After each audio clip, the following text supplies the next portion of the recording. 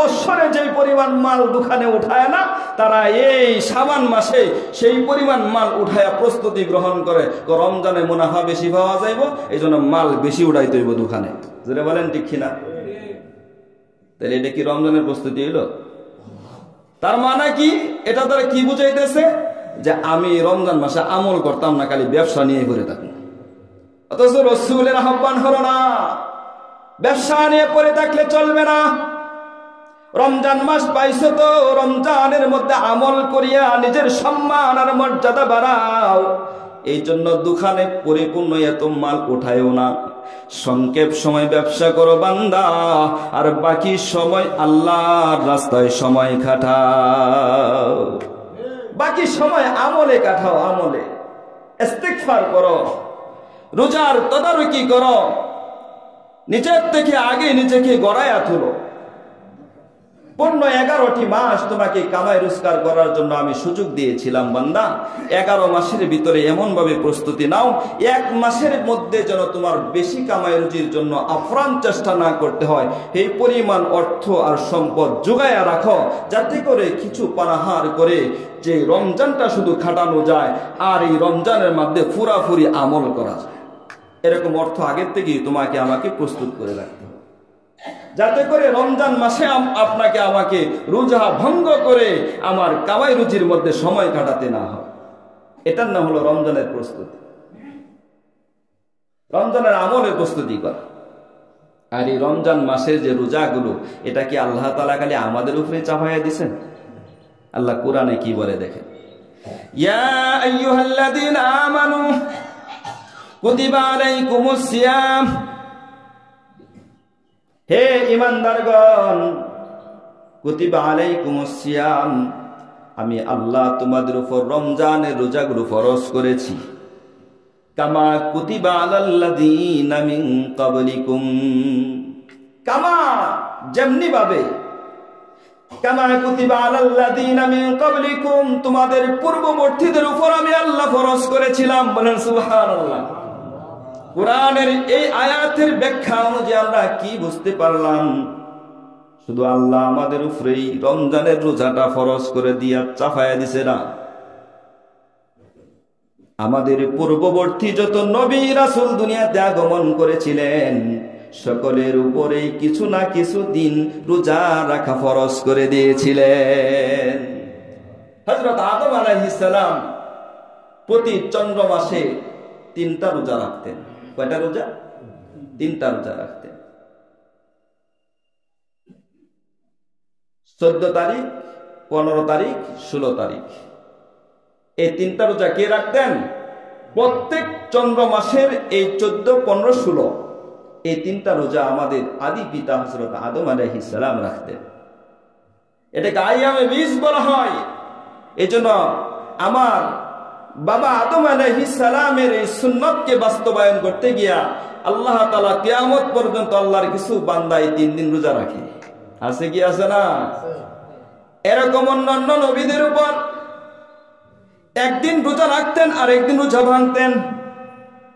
এমনও নবী ছিল যারা মাসের পর মাস তাদের উপর রোজা ফরজ করা হয়েছিল, কিন্তু আল্লাহ তাআলা আমাদের উপরে ইহসান করেছেন। শুধু 12টি মাসের মধ্যে একটা মাস রমজানুল মুবারক আমাদেরকে দান করেছেন। আর এই রমজানকে জরিয়া করে আল্লাহ আমাদের মর্যাদা বাড়ায়া দিছেন। যদি এমনটা হয়তো, আমরা অনেক সময় উদাহরণ দেই যে অমুক বাড়ির ছেলেটা মুফতি সাহেব হয়েছে, তুই এটাতে না গেলে কি?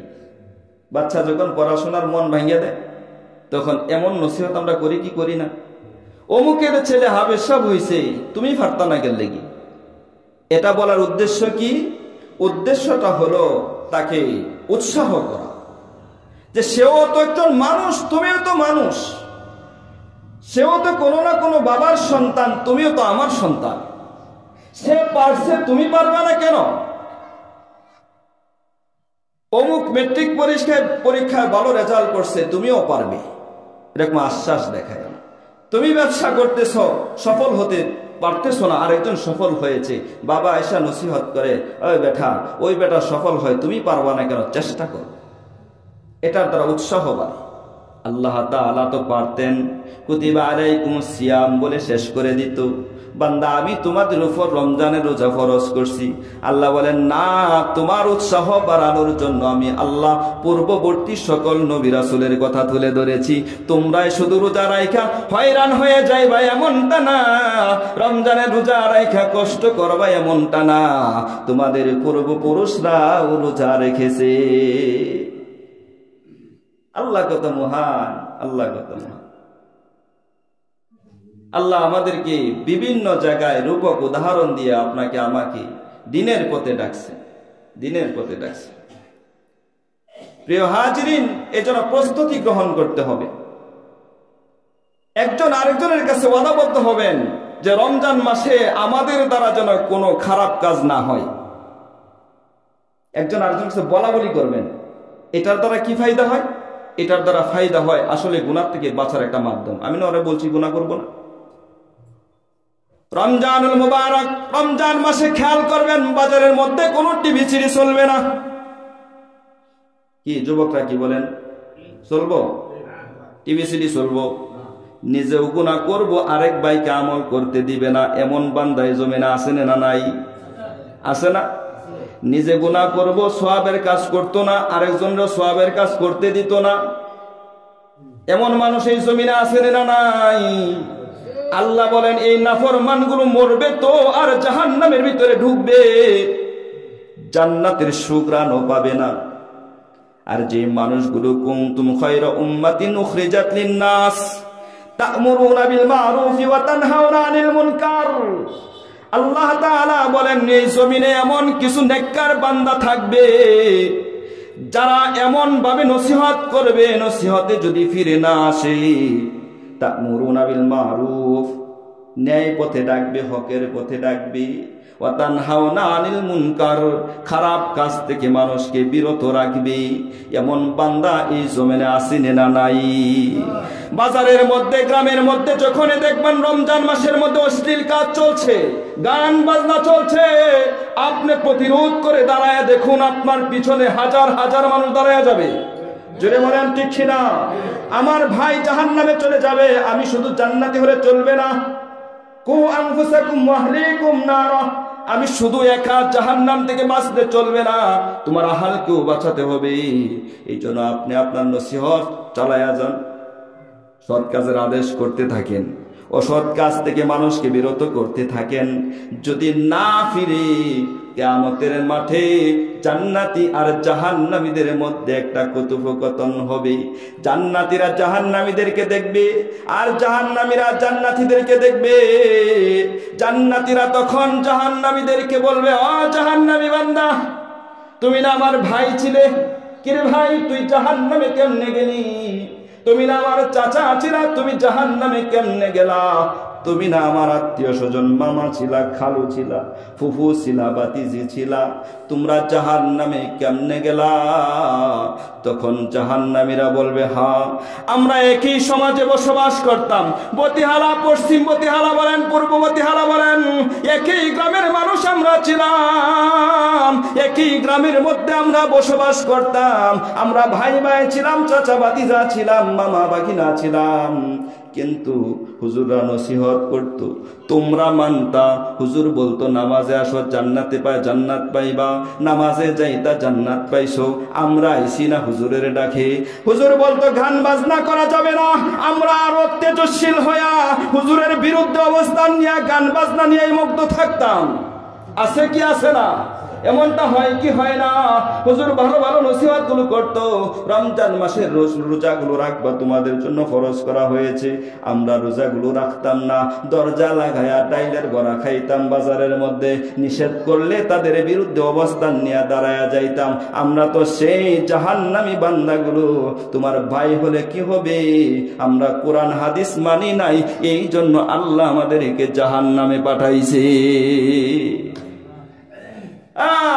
চার ভাইয়ের মধ্যে দুই ভাই জাহান্নামী, দুই ভাই জান্নাতি। এক ভাই আরেক ভাইকে জিজ্ঞাসা করবে, কিরে ভাই তুই জাহান্নামে কেমনে গেলি?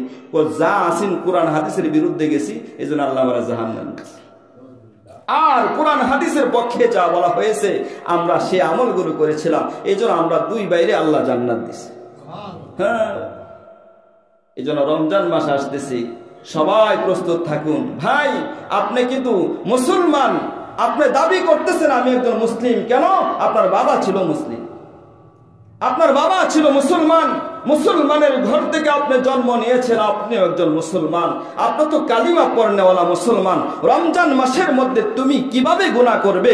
মানুষের সামনে তুমি সিনাটা টান দিয়া সিগারেটটা কেমনে টান দাও? তোমার লজ্জা করে না? ইন্না রহমতি সাবাগাত গজাবি।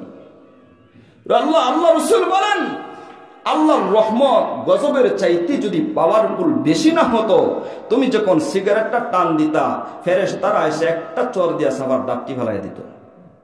তুমি যখন মুখের মধ্যে ডাইলের বড়াটা পর্দার আড়ালে ঢুকাইয়া দিতা, ফেরেশতারা পেটটার মধ্যে ফাড়া দিয়া মুখ দিয়ে বাইর করে নিত। কিন্তু আল্লাহর রহমত বড় দয়ালু, রহমত বড় পাওয়ারফুল।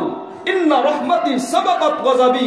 যখন তুমি গুনাহ করো, গজব আসে তোমাকে ধ্বংস করে দেওয়ার জন্য, কিন্তু গজবের আগে আগে আল্লাহর রহমত যে বড় দামি রহমত, বড় পাওয়ারফুল রহমত, গজবের আগে দেশা বান্দা আর ওই গুনাহ গজবের মাঝখানে এসে দাঁড়ায়া যায় বলে, এই বছর ডাইলের বড়া খাইছে, আগামী বছর খাইতো না, বাঁচায় দাও।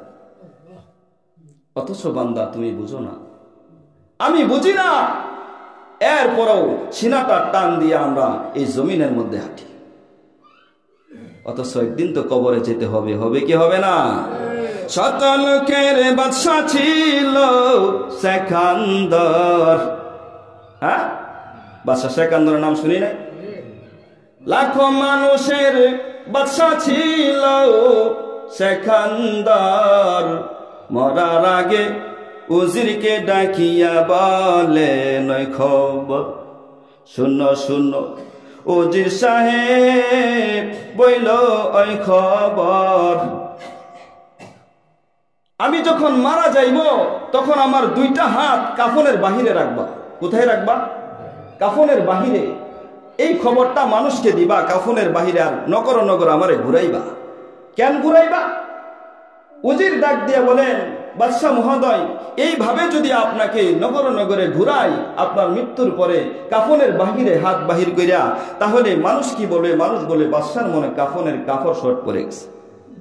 শূন্য শূন্য উজির সাহেব শূন্য ওই খবর, খালি হাতে যাই কবরে সেখানদার। লোকে যদি জিজ্ঞাসা করে যে হাত কেন বাহিরে, এই সময় তুমি এই জবাবটা দিবা যে বাদশার তো অনেক কিছু ছিল, কোনো কিছুর অভাব ছিল না, অট্টালিকা বিল্ডিং এর অভাব ছিল না, অর্থ সম্পদের অভাব ছিল না, কিন্তু তাকায়া দেখো মৃত্যুর পরে তার দাম্ভিকতাও নাই, তার অট্টালিকা বিল্ডিং ধন সম্পদ কিছুই তার সাথে যায় নাই। তাকায়া দেখো খালি হাতে কবরে যাইতেছে। এমন তো বহুত বাদশা ছিল এই জমিনে, ছিল না? আপনি আর আমি তো কিছুই না। অথচ তাকায়া দেখুন, জমিনে যখন বান্দা হাঁটে তখন সিনাটা টানা দিয়ে হাঁটে। বংশের গৌরবে সিনা টানা দেয়, অর্থ সম্পদের পাওয়ারে সিনা টানা দেয়, রাজনীতিকের ব্যাপারে বড় নেতা হওয়ার কারণে সিনাটা টানা দিয়ে হাঁটে। কিন্তু জানো না তুমি বান্দা, এই জমিন যেই দিন তোমাকে গ্লাস করবে, তুমি কত বড় নেতা, কত বড় অর্থ সম্পদওয়ালা, কত বড় দাম্ভিকতা, তোমার বংশধর কত বড় ছিল, এই জমিন তোমাকে ছাড়বে না। রাসূল আরবি বলেন, সিনাটা নিচু করে হাঁটো, এমন ভাবে হাঁটো। সামাইলে তিরমিজিতে গিয়েছে হাদিস যে তুমি এমন ভাবে হাঁটো যেন মানুষ দেখলে তোমাকে মনে করো তুমি উঁচু জায়গা থেকে নিচু জায়গায় নামতেছো। কোথায় থেকে নামতেছো? উঁচু জায়গা থেকে নিচু জায়গায় নামতেছো। অথচ তুমি সমতল ভূমিতে হাঁটতেছো, কিন্তু মানুষ দেখলে যেন মনে করে তুমি উঁচু জায়গা থেকে নিচু জায়গায় নামতেছো। রাসূলের হাঁটার মডেলটা এমনই ছিল। নিজেকে নিয়ন্ত্রণ করুন। আপনি আমার কবরে অন্য কেউ যাবে না, আমাকেই যেতে হবে। এই জন্য রমজান আসতেছে, রমজানের প্রস্তুতি গ্রহণ করুন। যা করেছেন তওবা করে রমজানের ভিতরে প্রবেশ করুন। রাসূল আরবি বলেন, যেই ব্যক্তি রমজান পাইল, রমজান পাওয়ার পরে রমজান মাসের মধ্যে তার জীবনের গুনাহ মাফ করাইতে পারলো না, তার মতো হতভাগা এই জমিনে আর কেউ নাই।